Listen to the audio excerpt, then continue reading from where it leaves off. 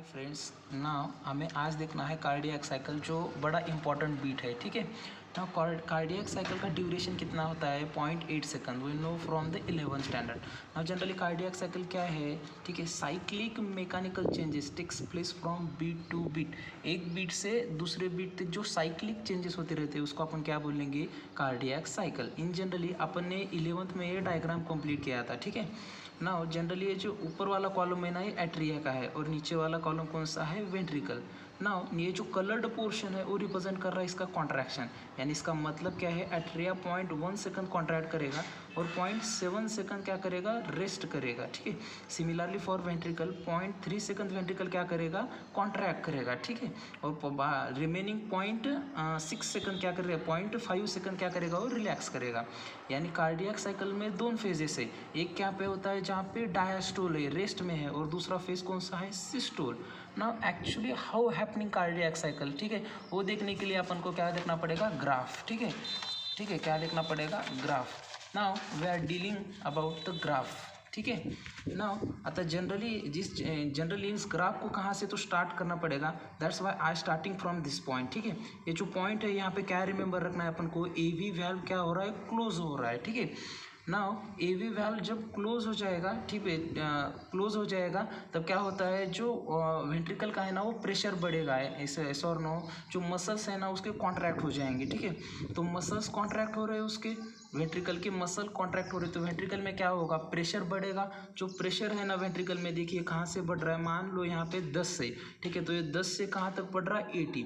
अब this point at this 80 mm of Hg क्या हो रहा है? जो सेम्युलर वैल्व्स है, ठीक है, वो ओपन हो रहे हैं। यानी क्या हो रहा है? सेम्युलर वैल्व ओपन हो रहा है। इसका मतलब वेंट्रिकल से ब्लड कहाँ जा ही नहीं रहा है, इसीलिए अपन ने क्या बोला इसको? आइसोवॉल्यूमिक। लेकिन मसल कॉन्ट्रैक्ट हो रहे हैं इसलिए कॉन्ट्रैक्शन है, यानी प्रेशर बढ़ रहा है लेकिन वॉल्यूम सेम रहा है। अभी ऊपर का कौन सा कर्व है यार? ठीक है, प्रेशर का कर्व है। नीचे वाला कौन सा कर्व है? वॉल्यूम का कर्व है। तो यहाँ पे अपन को क्या समझ में आ रहा है कि वॉल्यूम तो सेम ही है इसीलिए आइसोवॉल्यूमिक, लेकिन प्रेशर बढ़ रहा है इसीलिए क्या होता है? कॉन्ट्रैक्शन। तो एक फेज हो गया ये। ठीक है, नाउ सेमिनल वैल्व्स क्या हो रहे? 80 mm ऑफ Hg जब उस पर उसका प्रेशर बढ़ गया वेंट्रिकल का, तो सेमिनल वैल्व क्या हो जाएंगे? ओपन हो जाएंगे। ठीक है, तो सेमिनल वैल्व जब ओपन हो जाएंगे तो वेंट्रिकल से ब्लड कहाँ पे जाएगा? ठीक है, कहाँ पे जाएगा बेटा? पेरीफेरी में जाएगा। ठीक है, कहाँ पे जाएगा? पेरीफेरी में, बाहर तरफ जाएगा। ठीक है, तो इस फेज को अपन ने क्या बोला? इजेक्शन वाला फेज। ब्लड वेंट्रिकल इजेक्ट करने वाला है। ठीक है, ना स्टार्टिंग में पूरा वेंट्रिकल का मसल कॉन्ट्रैक्ट हो गया तो उसको बहुत गुस्सा आया कि बाबा 80 तक ऊपर नहीं हो रहा है, इसलिए बहुत फास्ट क्या करेगा? वो स्टार्टिंग में इजेक्ट करेगा। इसलिए इसमें जो पहला है वो कौन सा है? फास्ट इजेक्शन वाला। ठीक है, अब पूरे मसल कॉन्ट्रैक्ट हो गए तो वो फास्ट इजेक्शन, और उसके बाद क्या करेगा? वो धीरे धीरे इजेक्ट करेगा, यानी दूसरा कौन सा रहेगा? Slow ejection. यानी पहला आइसोवॉल्यूमिक कॉन्ट्रैक्शन हो रहा है, उसके बाद जब सेम्युलर वैल्व ओपन हो रहा है तो ब्लड इजेक्ट हो रहा है, इजेक्शन फेज। उसमें पहले फास्ट हो रहा है और उसके बाद उसमें क्या हो रहा है? धीरे। नाउ पूरा ब्लड मान लो वेंट्रिकल से चला गया, किस में? पेरीफेरी में।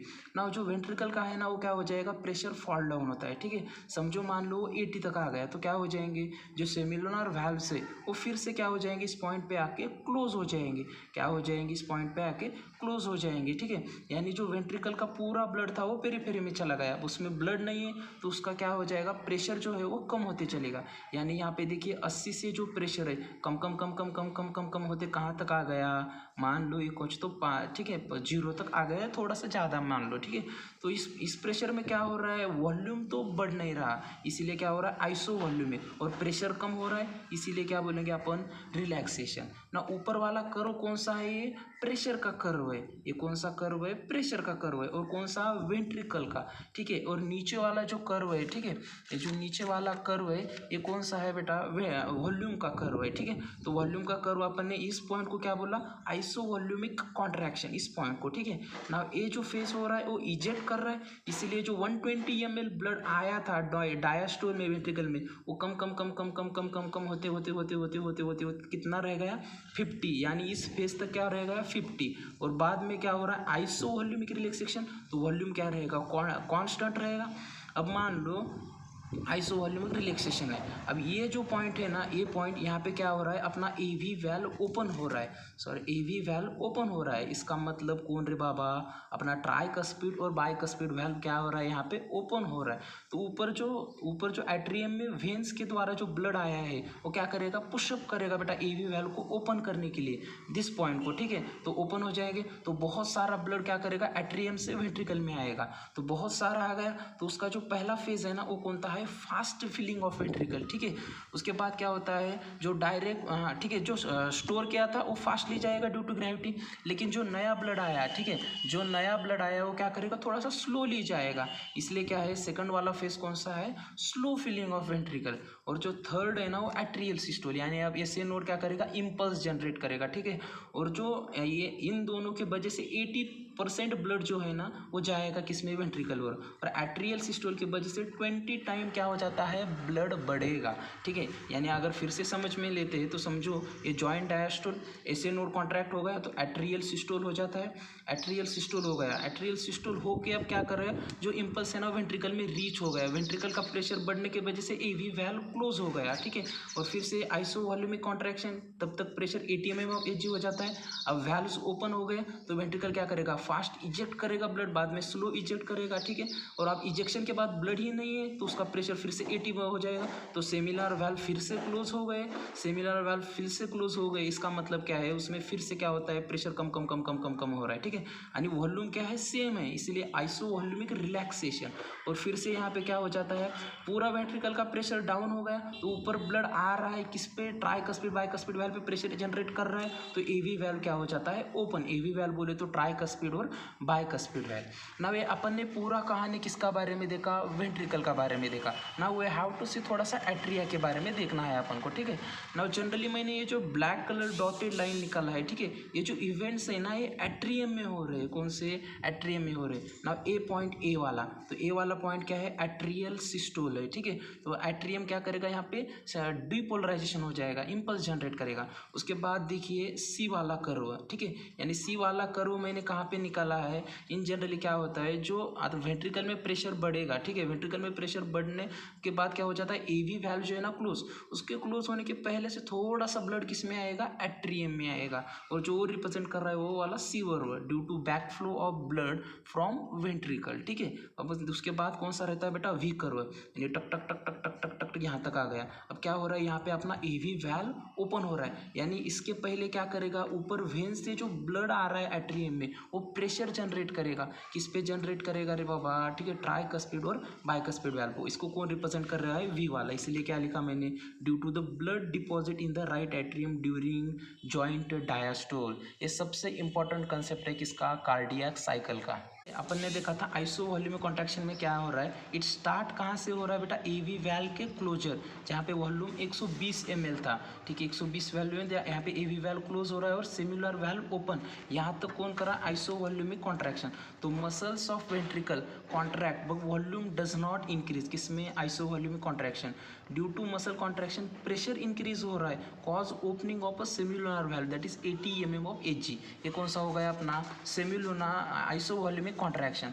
नाउ सेकंड वाला है इजेक्शन फेज, जब प्रेशर 80 mm तक बढ़ेगा तो वैल्व ओपन हो जाता है और जो वेंट्रिकल का ब्लड है वो पेरीफेरी में जाएगा, ठीक है। इसमें पहले वाला फास्ट इजेक्शन, उसके बाद वाला स्लो इजेक्शन, ठीक है।